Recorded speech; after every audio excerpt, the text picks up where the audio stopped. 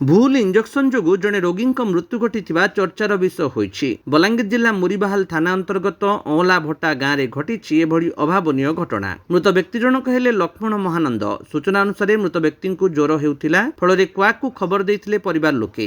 ଲିମପଡ଼ା ଗାଁର ଶ୍ୟାମ ସାହୁ ନାମକ ଜଣେ କୁଆକ ଇଞ୍ଜେକ୍ସନ ଦେଇଥିଲେ। ଇଞ୍ଜେକ୍ସନ ଦେବା ପରେ ରୋଗୀ ଗୁରୁତର ହୋଇପଡ଼ିଥିବା ବେଳେ ତାଙ୍କୁ କଣ୍ଟାବାଞ୍ଜି ହସ୍ପିଟାଲରେ ଭର୍ତ୍ତି କରିଥିଲେ ପରିବାର ଲୋକେ। ତେବେ ଚିକିତ୍ସାଧୀନ ଅବସ୍ଥାରେ ହସ୍ପିଟାଲରେ ସେହି ରୋଗୀଙ୍କର ମୃତ୍ୟୁ ହୋଇଥିବା ଜଣାପଡ଼ିଛି। କୁଆକର ଇଞ୍ଜେକ୍ସନ ନା ଆଉ ଅନ୍ୟ କେଉଁ କାରଣରୁ ରୋଗୀ ମୃତ ହେଲା ତାହା ଜଣାପଡ଼ିନାହିଁ। ମୃତଦେହ ବ୍ୟବଚ୍ଛେଦ କରାଯାଇ ନଥିବା ଜଣାପଡ଼ିଛି। ଏହି ଘଟଣାରେ ଉଚିତ ତଦନ୍ତ ଦାବି କରିଛନ୍ତି ଅଞ୍ଚଳବାସୀ। କିଛିଦିନ ପୂର୍ବରୁ କୁଆକର ଭୁଲ ଇଞ୍ଜେକ୍ସନ ଅନ୍ୟ ଜଣେ ରୋଗୀଙ୍କ ମୃତ୍ୟୁ ଅଭିଯୋଗ ହୋଇଥିଲା। ଏବେ ପୁଣି ମୁରିବାହାଲ ଅଞ୍ଚଳରେ ଏଭଳି ଘଟଣା ଚର୍ଚ୍ଚାର ବିଷୟ ପାଲଟିଛି।